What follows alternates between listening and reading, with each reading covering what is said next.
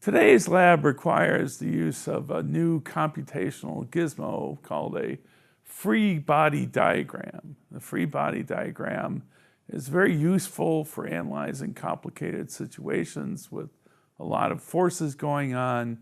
It makes things much more streamlined and lets you generate equations much more easily.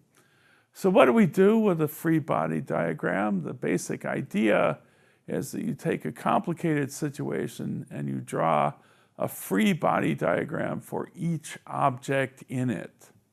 And so each free body diagram is about one object at a time, and you draw into it all the forces working on that object. Then you write down equations.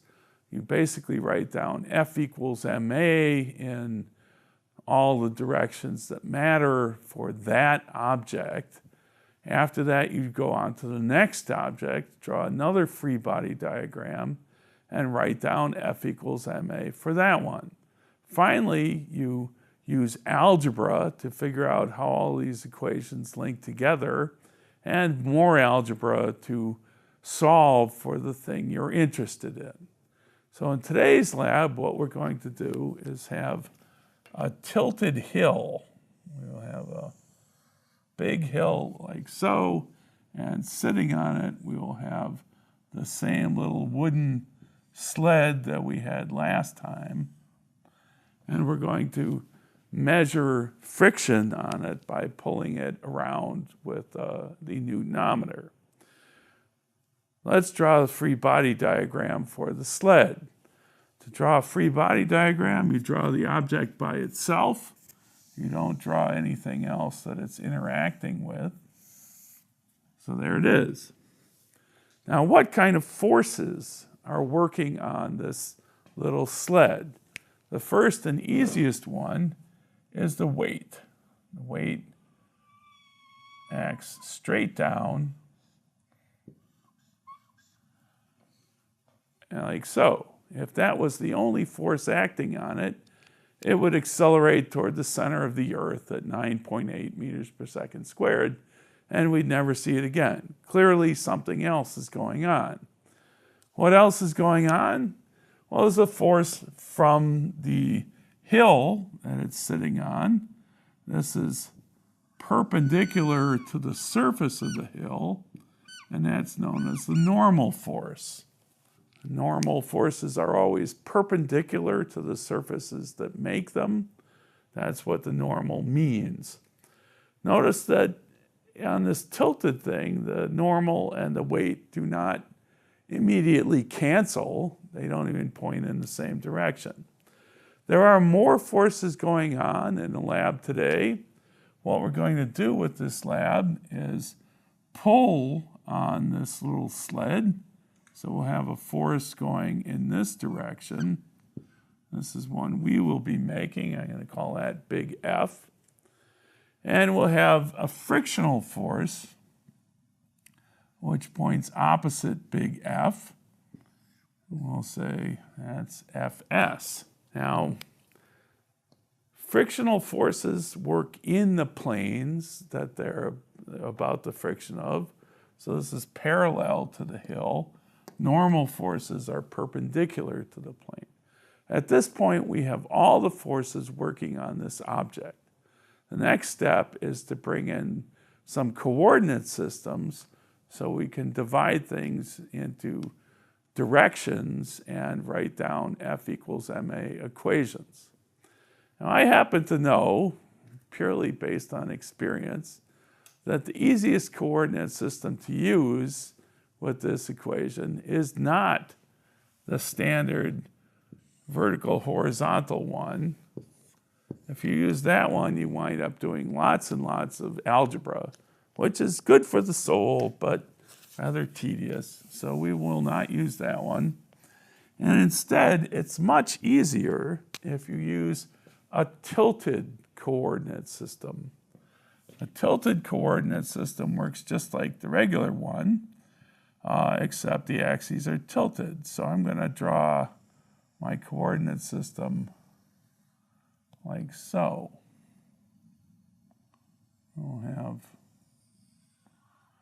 one coordinate in this direction, that will be known as plus x, and a coordinate in that direction, that's plus y. There's nothing wrong with a tilted coordinate system. If it's the best one to use, then by all means use it.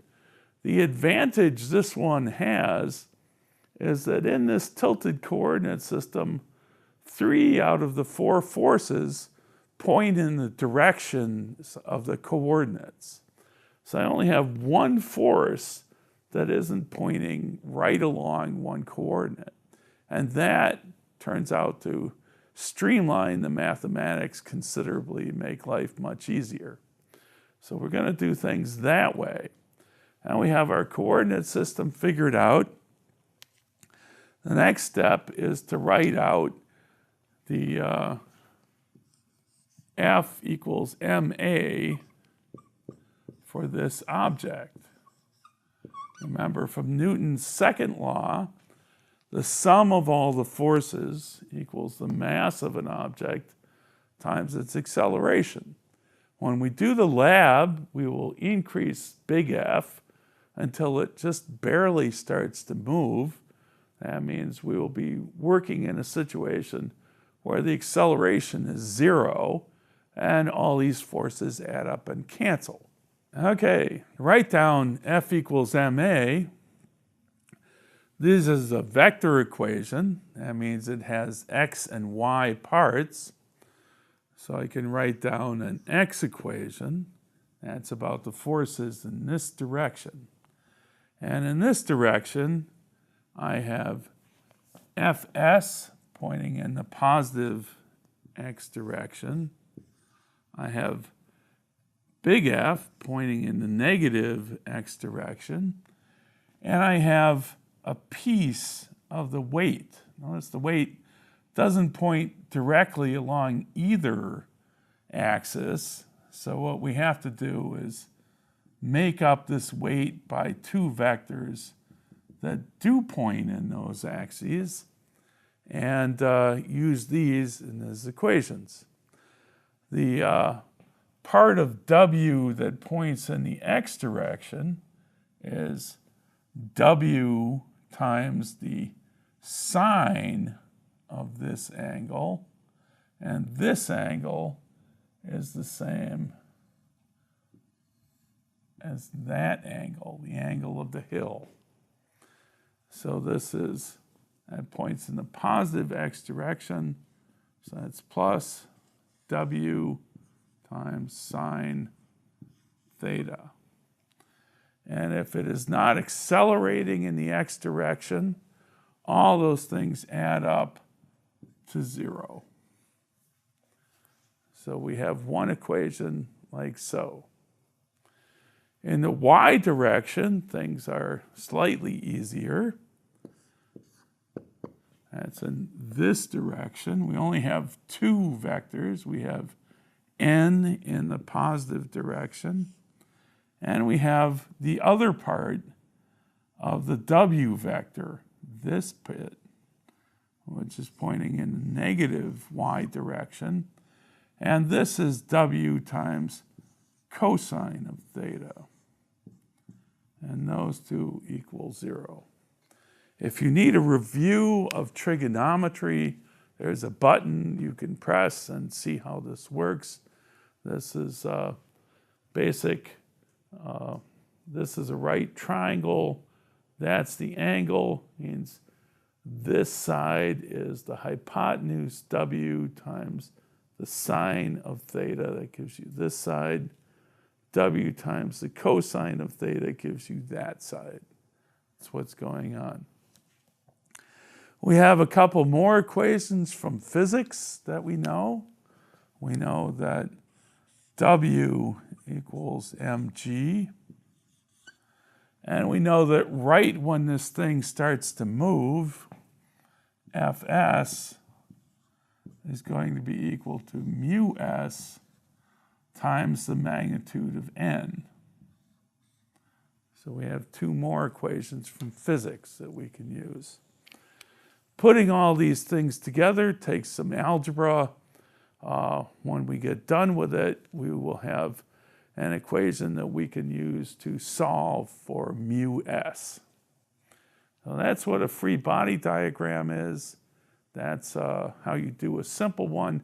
We will see them over and over in this class. They come up again and again and again.